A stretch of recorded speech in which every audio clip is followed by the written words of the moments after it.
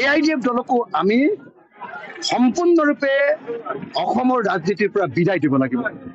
আজি বদৰুদ্দিন আজমল ডাঙৰীয়াই মোৰ বিষয়ে কৈছে যে অখিল গগৈ মোক ইমান কিয় দিগদাৰ দিছে, মই কি পাপ কৰিলো যে অখিল গগৈ মোক ইমান অশান্তি দিছে, চাৰিওফালে মোৰ বিৰুদ্ধে কথা কৈ ফুৰিছে, মোক বিশ্বাসঘাতক বুলি কৈছে।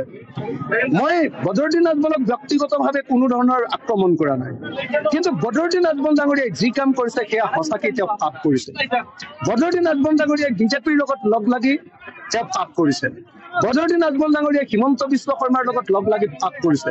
অত্যাচাৰী শাসক, অত্যাচাৰী মুখ্যমন্ত্ৰী হিমন্ত বিশ্ব শৰ্মাৰ লগত লগ লাগি ধৰ্মীয় ৰাজনীতি কৰি, ধৰ্মীয় পোলাৰাইজেশ্যন কৰি বদৰুদ্দিন আজমলে পাপ কৰিছে।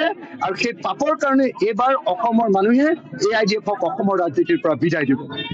কৰিমগঞ্জত AIDF হাৰিব, কৰিমগঞ্জত আমি বিৰোধী ঐক্যমঞ্চ জিকিম, নগাঁৱত AIDF হাৰিব, নগাঁৱত আমি বিৰোধী ঐক্যমঞ্চ জিকিম, আৰু ধুবুৰীত বদৰুদ্দিন আজমল ডাঙৰীয়া নিজেই হাৰিব, আৰু ইয়াত আমাৰ ৰকিবুল হুছেইন ডাঙৰীয়া বিপুল ভোটত জয়লাভ কৰিব। AIDFৰ এজনো সাংসদ এইবাৰৰ পৰা নাথাকিব। আৰু 2026 চনত অসমৰ কোনো বিধানসভা সমষ্টিতে যাতে AIDF জিকিব নোৱাৰে তাৰ ব্যৱস্থা কৰিম। আৰু একেলগতে হিমন্ত বিশ্ব শৰ্মাৰ বিজেপি পাৰ্টি আৰু বদৰুদ্দিন আজমলৰ AIDF পাৰ্টিক 2026 চনত আমি ব্ৰহ্মপুত্ৰত উটুৱাই দিম, ব্ৰহ্মপুত্ৰত দলিয়াই দিম।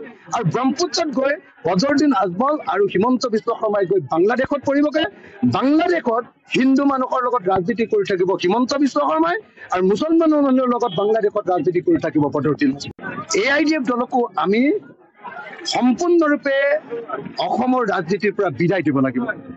আজি বদৰুদ্দিন আজমল ডাঙৰীয়াই মোৰ বিষয়ে কৈছে যে অখিল গগৈ মোক ইমান কিয় দিগদাৰ দিছে, মই কি পাপ কৰিলো যে অখিল গগৈ মোক ইমান অশান্তি দিছে, চাৰিওফালে মোৰ বিৰুদ্ধে কথা কৈ ফুৰিছে, মোক বিশ্বাসঘাতক বুলি কৈছে।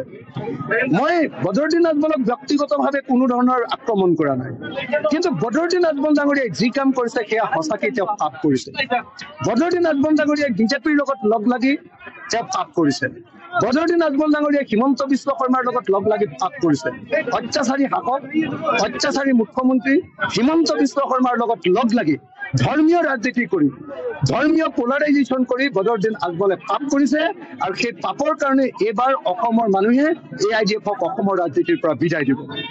কৰিমগঞ্জত AIDF হাৰিব, কৰিমগঞ্জত আমি বিৰোধী ঐক্যমঞ্চ জিকিম, নগাঁৱত AIDF হাৰিব, নগাঁৱত আমি বিৰোধী ঐক্যমঞ্চ জিকিম, আৰু ধুবুৰীত বদৰুদ্দিন আজমল ডাঙৰীয়া নিজেই হাৰিব, আৰু ইয়াত আমাৰ ৰকিবুল হুছেইন ডাঙৰীয়া বিপুল ভোটত জয়লাভ কৰিব।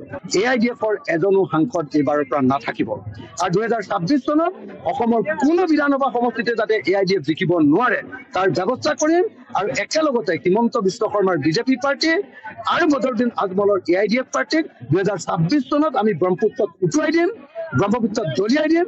আৰু ব্ৰহ্মপুত্ৰত গৈ বদৰুদ্দিন আজমল আৰু হিমন্ত বিশ্ব শৰ্মাই গৈ বাংলাদেশত পৰিবগে। বাংলাদেশত হিন্দু মানুহৰ লগত ৰাজনীতি কৰি থাকিব হিমন্ত বিশ্ব শৰ্মাই, আৰু মুছলমান মানুহৰ লগত বাংলাদেশত ৰাজনীতি কৰি থাকিব বদৰুদ্দিন।